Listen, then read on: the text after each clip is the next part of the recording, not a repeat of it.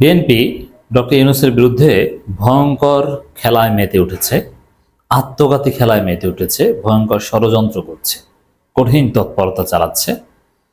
Doctor Yunus, আমাদের জুলাই বিপ্লব, ছাত্র জনতা সব কিছুর বিরুদ্ধে বিএনপি পরিকল্পিতভাবে অবস্থান নিয়েছে এবং ভারতের পরামর্শে বিএনপি জুলাইকে ভুলিয়ে দেওয়ার চেষ্টা করছে। এই জন্যে বিএনপির প্রধান প্রতিপক্ষ হচ্ছে প্রফেসর ইউনূস। কারণ প্রফেসর ইউনূস থাকলে জুলাইয়ের স্পিরিট থাকবে, প্রফেসর ইউনূসকে সরাতে পারলেই জুলাইয়ের স্পিরিট নষ্ট হয়ে যাবে। তো দর্শক, এই জন্যে বিএনপির মূল সমস্যাটা হচ্ছে প্রফেসর ডক্টর মোহাম্মদ ইউনূস। আমরা বিএনপির এই ষড়যন্ত্র একদম সহ্য করব না। জনগণ বিএনপির বিরুদ্ধে ঐক্যবদ্ধ হচ্ছে। আপনি লিখে রাখেন যে বিএনপি যদি একটু চালাকি করে নির্বাচনের দাবিতে রাজপথে নামে, জনগণ পিটিয়ে ওদের আন্দোলন ছুটিয়ে দেবে। জনগণ সেটা বলছে। মার্চ পর ইউনূস হবে, ইউনূস রক্ষার আন্দোলন হবে। কোন একটা সরকার রক্ষার আন্দোলন করতে স্পৃহা বা আগ্রহ দেখাচ্ছে মানুষ, আমাদেরকে বলছে যে ভাই আপনার আয়োজন করেন, করব, সময় আসুক। দেখেন, এই জুলাই স্পিরিটের বিরুদ্ধে, মানে জুলাইয়ের সাথে আমাদের এই দ্বিতীয় স্বাধীনতার সাথে রাজাকারি করছে বিএনপি। দেখেন, 1971 সালের 16 ডিসেম্বর পর কিন্তু কেউ রাজাকারি করেনি। রাজাকার ছিল, স্বাধীনতার বিরুদ্ধে ছিল 1971 সালের 16 ডিসেম্বর আগে। কিন্তু পাকিস্তান যখন আত্মসমর্পণ করলো, আনুষ্ঠানিকভাবে বাংলাদেশ যখন স্বাধীন হলো এবং এক পর্যায়ে পাকিস্তান নিজেরাই বাংলাদেশকে স্বাধীন দেশে স্বীকৃতি দিল, এরপরে রাজাকারি করার প্রশ্ন আসে না এবং আপনি দেখাতে পারবেন না যে তাক স্বাধীন তো হয়েছে আবার আমরা পাকিস্তান এক হয়ে যাই, এরকম কোনো তৎপরতা ছিল না। তো 1971 সালে রাজাকারদের চাইতেও ভয়ঙ্কর রাজাকার হচ্ছে বিএনপি, কারণ তারা দেশ স্বাধীন হওয়ার পর আবার রাজাকারি করছে। মানে যে যুদ্ধে আমরা জয়ী হয়েছি সেই যুদ্ধের স্পিরিটের বিরুদ্ধে অবস্থান নিয়েছে। দ্বিতীয় স্বাধীনতার বিরুদ্ধে সুস্পষ্টভাবে রাজাকারি করছে বিএনপি। এর জন্য নানান ভারতীয় ন্যারেটিভ বাজারে ছাড়ছে, নানান ভারতীয় ন্যারেটিভ রাজনীতিতে এস্টাবলিশ করার চেষ্টা করছে।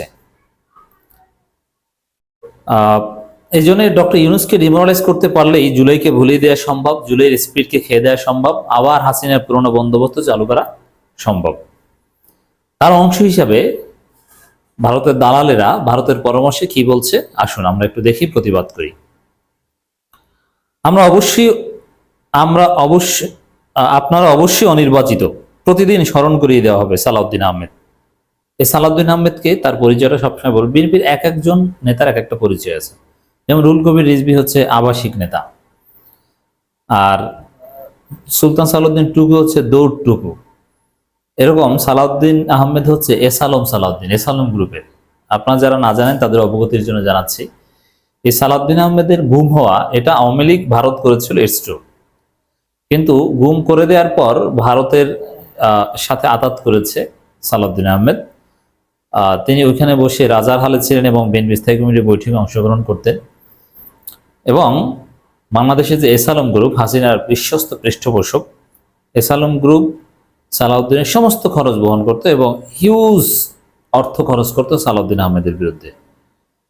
সেই সালাউদ্দিন হচ্ছে এই সালাউদ্দিন। মানে ভারত, হাসিনার এই এসালম গ্রুপ, এরা সবাই পেলে পুষে এই সালাউদ্দিন আহমেদকে তৈরি করেছে বাংলাদেশের রাজনীতিতে প্রয়োজনের সময় তাদের কাজে লাগানোর জন্য। তাদের পরিকল্পনার অংশ হিসেবে এখন এই সালাউদ্দিন সামনে এসেছে এবং দেশ বিরোধী কথা বলছে, ভারতের পারপাস সার্ভ করছে। এই সালাউদ্দিন বলছে আপনারা অবশ্যই অনির্বাচিত, প্রতিদিন স্মরণ করিয়ে দেওয়া হবে। এখন প্রতিদিন স্মরণ করিয়ে দেওয়া হবে, এর অর্থ কি? যে আপনারা চলে যান, আপনারা অবশ্যই অনির্বাচিত, স্মরণ করিয়ে দেওয়া হবে, এর অর্থ কি? প্রত্যেক দিন বলবে যে আপনারা চলে যান। মানে ডক্টর ইউনূসকে চাই না, কারণ তিনি অনির্বাচিত। তাহলে নির্বাচিত কে ছিল? হাসিনা নির্বাচিত ছিল। দেখেন, হাসিনা অবশ্যই নির্বাচিত ছিল, কারণ বাংলাদেশের ইতিহাসে কোনো নির্বাচনই 100% ফেয়ার হয়নি। কারণ কোনোটা মনে করেন যে 90% ফেয়ার হয়েছে 91-তে, আর কোনোটা 60% ফেয়ার হয়েছে বা 40% ফেয়ার হয়েছে বা 20% ফেয়ার হয়েছে। নির্বাচিত তো এই এসালম গ্রুপের দালালদের কাছে এই ওদের হাসিনা নির্বাচিত ভালো ছিল, কিন্তু ডক্টর ইউনূস ভালো না, তাকে প্রত্যেকদিন স্মরণ করিয়ে দেবে। আর হাসিনাকে প্রত্যেকদিন স্মরণ করিয়ে দিতে পারতো এই সালাউদ্দিনরা? কখনো না। তো দর্শক, এই কথা বলায় জনগণ ক্ষুব্ধ, জনগণ বিএনপিকে ধোলাই দিয়েছে। জনগণ যে ঐক্যবদ্ধ, ডক্টর ইউনূস সরকারকে অনির্বাচিত বললে জনগণ তাতে যে ক্ষুব্ধ, জনগণ প্রয়োজন ডক্টর ইউনূসকে রক্ষা করতে মার্চ করবে। আচ্ছা, অনির্বাচিত না নির্বাচিত যাচাই করার জন্য আপনারা গণভোট দেন, এই সাহস তো আর পারেন না গণভোট দেওয়ার আহ্বান জানাতে। মানুষ মন্তব্য করছে বিএনপিকে কেউ ভোট দিবে না, বিএনপি ক্ষমতা আসলে দেশের সাধারণ মানুষ বিপদে পড়তে হবে, দিনে দুপুরে মানুষের মাথায় পিস্তল থেকে ডাকাতি করবে, স্কুল কলেজে ইফটিজিং ধর্ষণের হার বেড়ে যাবে। এটা হচ্ছে এই সালাউদ্দিন আহমেদের এই বক্তব্যের জবাব। জনগণ যখন মেনে নিয়েছে, আর কিসের নির্বাচন? তোমরা যে নির্বাচন চাও ডক্টর ইউনূসের চেয়ে আর কারো উপযুক্ত আছে জাতির কাছে তুলে ধরো, জাতি বিবেচনা করবে। হ্যাঁ, তো এই সালাউদ্দিনরা তারেক রহমান, খালেদা জিয়া, জিয়াউর রহমানকে একত্র করুক আর ডক্টর ইউনূসকে একত্র করুক, জনগণ কাকে ভোট দেয় একটু দেখি না। তাদের বিএনপির পক্ষে মরণোত্তর প্রার্থী দেওয়ার ক্ষমতা দিলাম আমরা, গণভোট হোক না। এত ব্যস্ত কেন ভাই?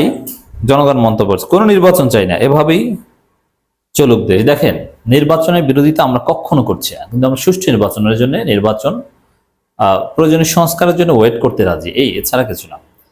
কিন্তু বিএনপি বাংলাদেশের মানুষকে নির্বাচন বিরোধী করে তুলছে। কারণ বিএনপি যেভাবে নির্বাচন চাইছে ওটাকে বাংলাদেশের মানুষ এখন ক্ষতিকর মনে করছে, এই জন্য তারা নির্বাচনের বিরোধী হচ্ছে। কিসের নির্বাচন? সব নির্বাচন দরকার নেই। তো এভাবে মানুষকে কিছুটা অগণতান্ত্রিক বানাচ্ছে, অগণতান্ত্রিক পথে ঠেলে দিচ্ছে বিএনপি। বিএনপি নির্বাচনটা কিন্তু স্মার্টলি ডিল করতে পারতো, কিন্তু না, তারা এমন ভাবে ডিল করছে যে মানুষ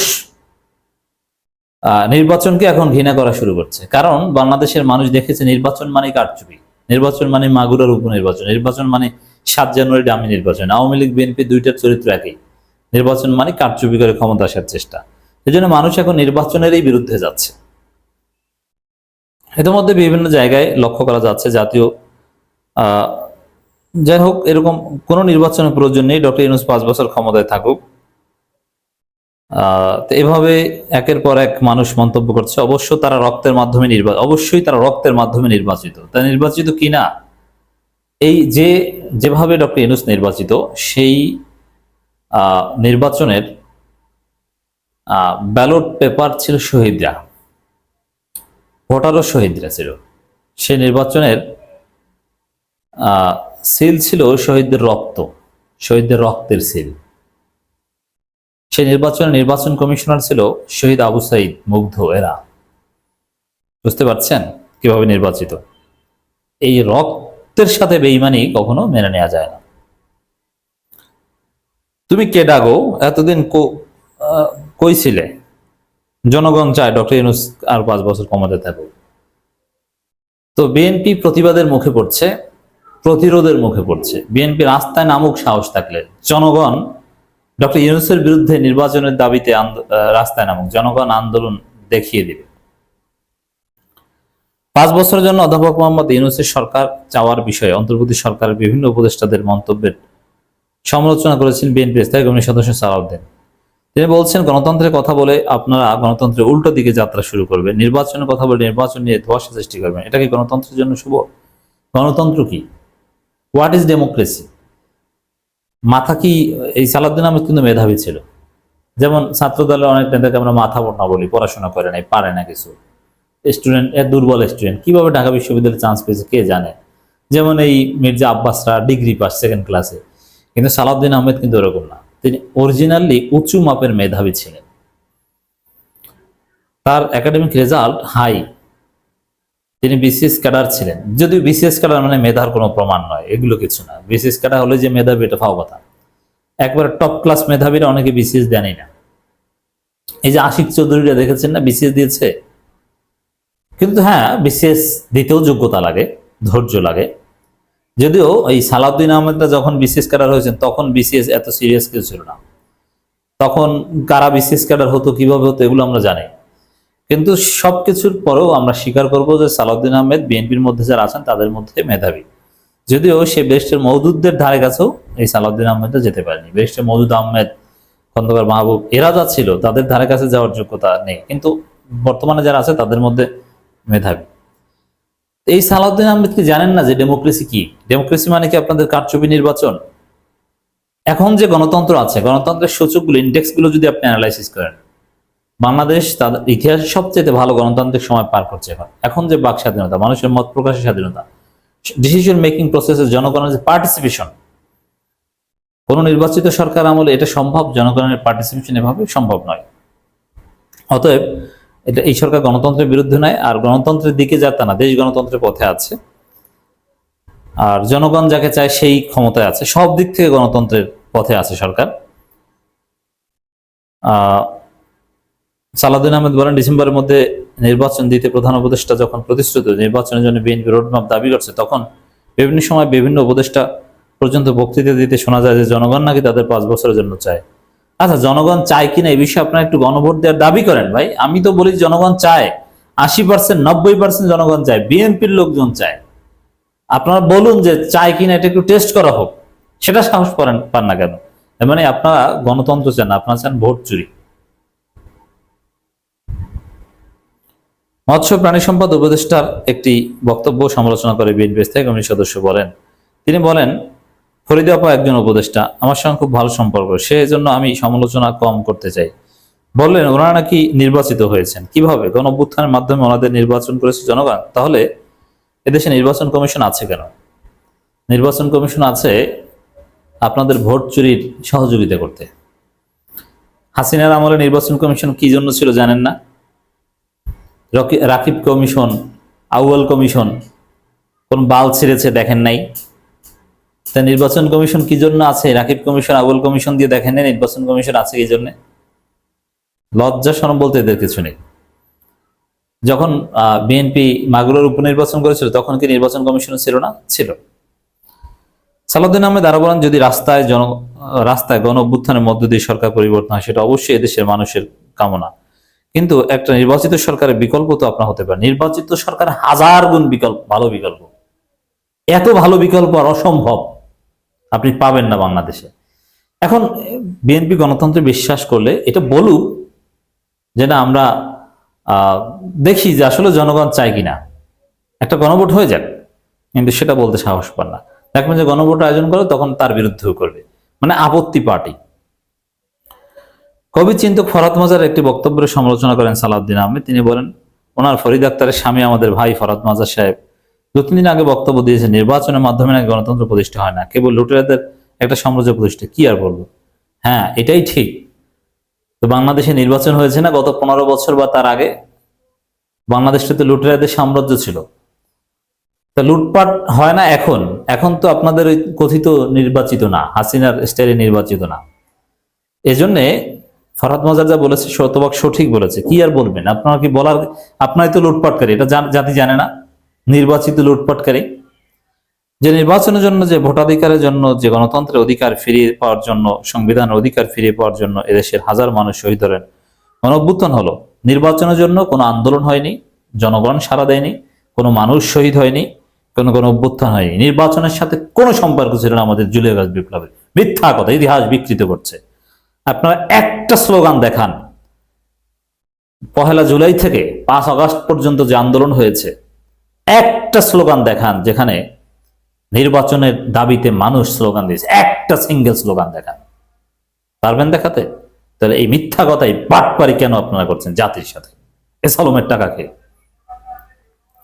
আপনারা উৎসাহিত করেছেন কোন অগণতান্ত্রিক শক্তিকে, এই মাঝপথে আপনার সুবিধা দিচ্ছেন। কাদের? কে অগণতান্ত্রিক শক্তি? আপনার অগণতান্ত্রিক শক্তি, পরিবারতান্ত্রিক শক্তি। আপনাদের দলে গণতন্ত্র নেই। কাকে অগণতান্ত্রিক শক্তি বলছেন? অন্তর্বর্তী সরকার প্রধান উপদেষ্টা উদ্দেশ্যে বিএনপি স্থায়ী কমিটির সদস্য বলেন, আপনি পৃথিবীর বিখ্যাত একজন ব্যক্তি। আপনার এরকম শিফটিং নির্বাচনী ডিসেম্বর জুন বক্তব্য জাতীয় আন্তর্জাতিক সমাজ ভালোভাবে নেবে না। আমরা তো দেখতে পাচ্ছি নেবে না, নিয়েছে তো। মানে ওই জুনের নির্বাচন, এটাই তো মানুষ ভালোভাবে নেয়নি। হ্যাঁ, এটা ঠিক, মানুষ নির্বাচন চায় না। যে নির্বাচনের তারিখ ঘোষণা করলে মানুষ মার্চ পরে ইউনুস করবে, মানে ইউনুস রক্ষার আন্দোলন করবে। জনমত কি দেখেন না?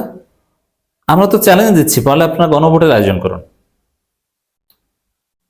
ডিসেম্বরের সামনে রেখে জাতীয় নির্বাচনের উদ্দেশ্য ডিসেম্বরে নির্বাচন, জনগণ নির্বাচন মানবে না। আর দিন শেষে একটা সহজ হিসেব বলছেন, ডিসেম্বর বাদ, ওটা তো ফাও কথা, দুধ বাদ।